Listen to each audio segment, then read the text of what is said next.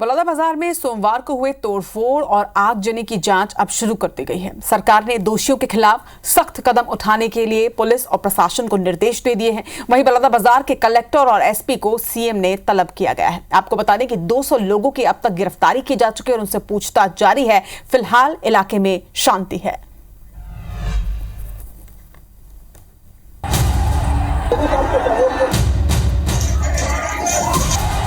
ये तस्वीर बलौदाबाजार के कलेक्ट्रेट परिसर की है।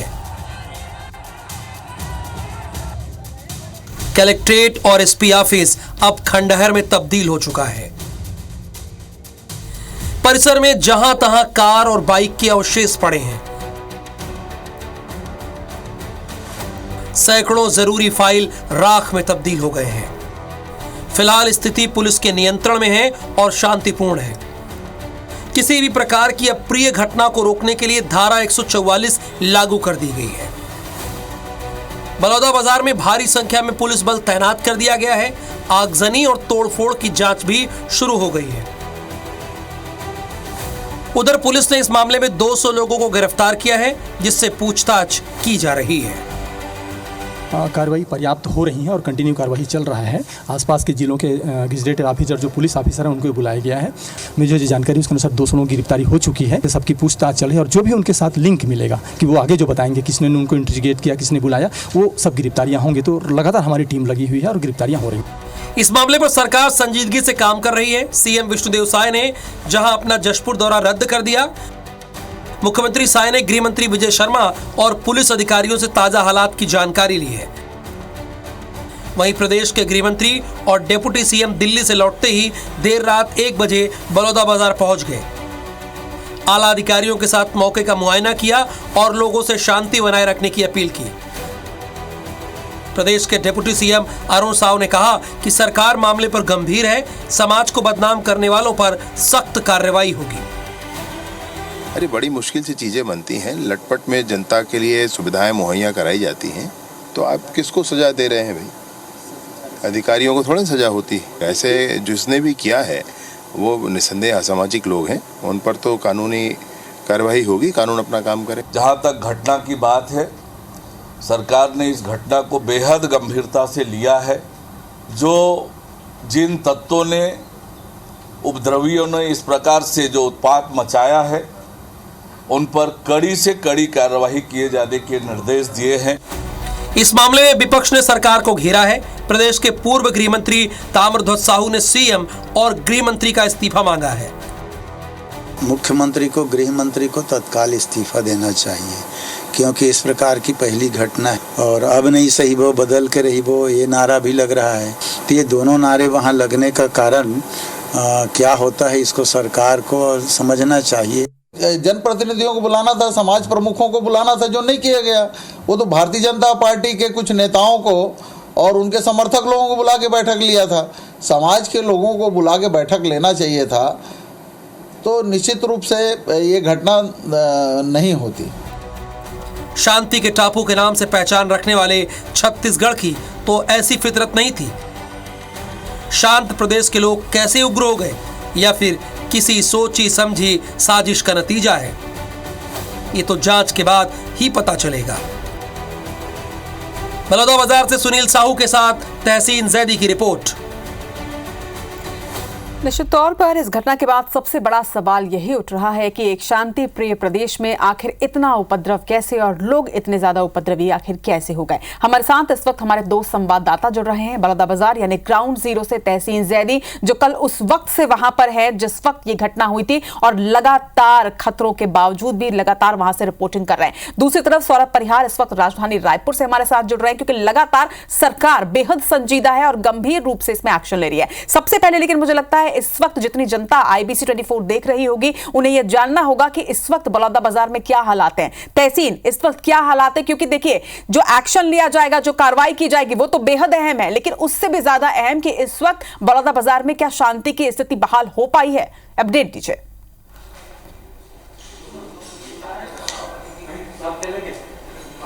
देखिए रचना, जिस तरीके से एक जो निंदनीय एक घटना यहाँ पे हुई है, एक खौफनाक घटना इसको बोल सकते हैं, क्योंकि जिस तरीके से जो तोड़फोड़ की गई, आगजनी की गई, क्योंकि जिस तरीके से कहा जाता है कलेक्ट्रेट और एसपी ऑफिस बड़ा ही सुरक्षित और महत्वपूर्ण ऑफिस किसी जिले का होता है, वहाँ पे इस तरीके की घटना हो जाना निश्चित तौर पे वहाँ के स्थानीय लोगों के लिए थोड़ी सी अस्थिरता लाता है। लेकिन अगर अभी सूरत हाल की बात करें, क्योंकि जिस तरीके से ये घटना हुई उसके बाद तत्काल जो रायपुर से बिलासपुर से सभी आला अधिकारियों को बुला लिया गया और सभी अतिरिक्त बल यहाँ पे आया। उसके बाद यहाँ पे शिनाख्त परेड हुई। करीब 200 से ज़्यादा जो लोग हैं उनको रात भर में गिरफ्तार किया गया और अभी की बाकी लोगों की शिनाख्त परेड की जा रही है। अभी यहाँ पे बात करें तो स्कूल शिक्षा सचिव जो सिद्धार्थ कोमल सिंह परदेसी हैं और जो कि इस ज़िले के प्रभारी भी हैं, वो अभी यहाँ पहुँचे हैं और यहाँ पे कलेक्टर समेत सभी आला अधिकारियों की बैठक ली है और पूरे जो कलेक्ट्रेट परिसर है उसमें सभी केबिन में जाके जो आगजनी की वजह से जो नुकसान हुआ है उसका जायज़ा यहाँ पे उन्होंने लिया है। और सबसे ज़्यादा अगर नुकसान की बात करें तो आबकारी विभाग, आदिवासी विभाग, महिला बाल विकास विभाग और जो बाकी जो एसपी ऑफिस के ऊपरी हिस्से में थे उन विभागों में सबसे ज़्यादा नुकसान हुआ है। इवन इन प्रदर्शनकारियों ने कलेक्टर के केबिन तक को नहीं छोड़ा, वहाँ तक काफ़ी पथराव किया, वहाँ पे पूरे तोड़फोड़ वहाँ पे किए। हम इस समय खड़े हैं जो आबकारी विभाग है जो एसपी ऑफिस के ऊपर है, यहाँ का आप नज़ारा देख सकते हैं। यहाँ की जो फाइल जो हैं ये इस बात को बयां कर रहे हैं कि यहाँ पे किस तरीके से यहाँ पे आगजनी की गई है और किस तरीके से आगजनी के बाद जो गाड़ियाँ बुझाने यहाँ पे आ रही थी दमकल की, जिनको नक्सल भी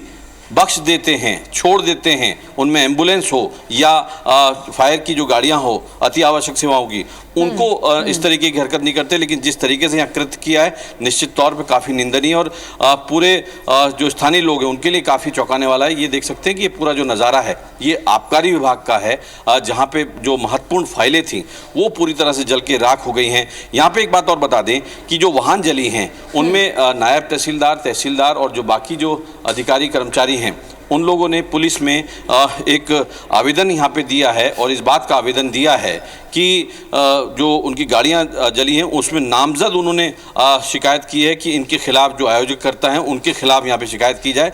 अभी हालांकि उसको पुलिस ने ले लिया है, रिसीव कर लिया है, लेकिन अभी उसमें किस तरीके की कार्रवाई है अभी इस पर बात करने के लिए कोई भी अधिकारी यहाँ नहीं मौजूद है। और अभी देख सकते हैं कि जिस तरीके से ये यहाँ पे तांडव हुआ है, ये एक एक फाइल, एक एक जो सामान है यहाँ का, इस बात का बयां कर रहा है कि किस तरीके से जो कह सकते हैं कि पूरी एक उद्दंडता की पराकाष्ठा जो पार करके निश्चित तौर पर ये जो तस्वीरें हैं, ये जो हालात हैं, ये बयां कर रहे हैं कि कल कितने हाई लेवल की यहाँ पर उपद्रव जो है वो किया गया है। और यही वजह है कि अब सरकार बेहद सख्त हो गई है। लौटूंगे आपके पास तहसील, लेकिन इस वक्त हम रायपुर का रुख कर रहे हैं सौरभ, क्योंकि अब सरकार बेहद सख्त हो चुकी है। एक तरफ जहां डिप्टी सीएम विजय शर्मा कल देर रात बलौदाबाजार पहुंचे थे, तो वहीं दूसरी तरफ डिप्टी सीएम अरुण साव ने भी यह साफ कर दिया है कि सख्त से सख्त एक्शन लिया जाएगा। वहीं मुख्यमंत्री विष्णुदेव साय भी अब हाई लेवल मीटिंग कर रहा है। कौन कौन इस मीटिंग में मौजूद है?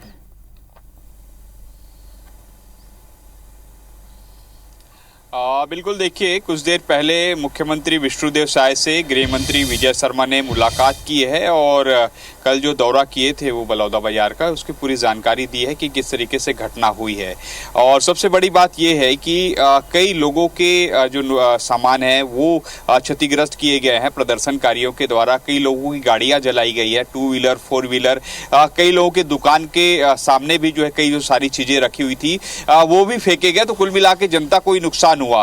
फिर दूसरा चीज आप देखिए कि सरकारी संपत्ति का भी नुकसान हुआ है। पूरी बिल्डिंग जला दी गई है, जो सरकारी वाहन रखे गए थे वो जला दिए गए हैं, सरकारी जो डॉक्यूमेंट रखे थे वो जला दिए गए। तो सरकार पूरी जानकारी ले रही है कि एक एक चीजों की आखिर ये कैसे जो है इसका भरपाई किया जा सके, लोग जो है वहां पर जिनको नुकसान हुआ है उस पर क्या किया जा सके। राज्य सरकार पूरी तरीके से इस मामले को शांत कराने में जुटी हुई है और अपने तमाम जो मंत्री हैं उनको अलग अलग जिम्मेदारी दी है। और गृह मंत्री विजय शर्मा बलौदाबाजार से लौटकर जो है ये पूरी जानकारी दी है और मुख्यमंत्री भी जो है लगातार जो पुलिस के आला अधिकारी हैं उनसे रिपोर्ट ले रहे हैं पूरी तरीके से। इसलिए मुख्यमंत्री ने आज अपना जो जसपुर दौरा है वो भी रद्द कर दिया है और ये बताने की कोशिश हो रही है कि कैसे मुख्यमंत्री और पूरी सरकार इस पूरे मामले को लेकर गंभीर और वास्तव में बहुत बड़ी घटना है। छत्तीसगढ़ के इतिहास में पहली बार ये इस तरीके की घटना हुई है जब पूरे कलेक्ट्रेट बिल्डिंग को जला दी गया। सौरभ, जिस तरह से घटना हुई है छत्तीसगढ़ में पहली बार इस तरह की घटना हुई है, लेकिन इसके साथ ही अब देखिए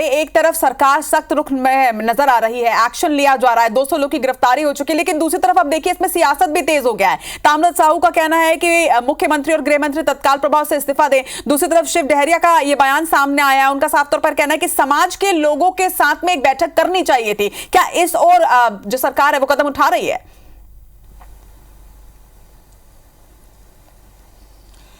बिल्कुल, देखिए राज्य सरकार इस पूरे मामले को लेकर काफी गंभीर है। दरअसल आप पूरा समय दीजिएगा, 15 मई की ये घटना है, 15 और 16 मई की, अर्थात पिछले महीने की।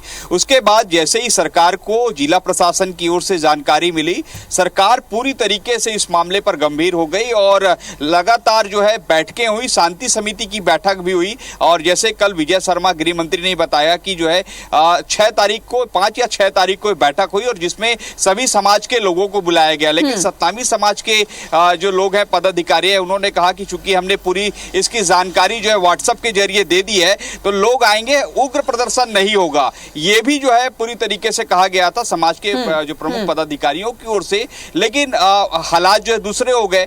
लेकिन अब पूरे मामले पर निश्चित रूप से विपक्ष को एक बड़ा मौका मिला है, क्योंकि इसी लॉ एंड ऑर्डर को लेकर आपको मालूम होगा कांग्रेस की सरकार जो है घिरती हुई नजर आई पूरे 5 साल में। कवर्धा में विवाद हुआ था, भगवा दजवाला, बेमेतरा जो साजा है वहां पर बीरनपुर जो है विवाद हुआ था। इसी तरीके से अलग अलग जगहों पे, चाहे बस्तर की बात करें या सरगुजा की बात करें, इसी लॉ एंड ऑर्डर को लेकर ही सबसे ज्यादा स्थिति कांग्रेस सरकार की खराब हुई थी और खामियाजा भुगतना पड़ा कि केवल जो है उनको 34 सीटों पर सिमटना पड़ा, 35 सीटों पर। अब यही स्थिति जो है बीजेपी की ना हो जाए, इसके लिए बार बार जो है राज्य सरकार एक छोटी छोटी चीजों को पल पल की जानकारी ले रहे और बेहतर ढंग से इसका जो है समाधान किया जा सके। ये मामला ऐसा है कि बड़ी संवेदनशीलता के साथ इसमें एक्शन लेना होगा और जिस तरह से सरकार का रुख नजर आ रहा है, सरकार बिल्कुल सख्त है इस मामले में और जल्द से जल्द सभी आरोपियों की गिरफ्तारी जो है वो तो हो ही चुकी है और पूछताछ की जा रही है, न्यायिक जांच के भी आदेश दे दिए गए। तो इसे समझा जा सकता है कि सरकार बेहद गंभीर इस मुद्दे पर है। तमाम जानकारी के लिए आपका बहुत बहुत शुक्रिया। और इसके साथ ही IBC 24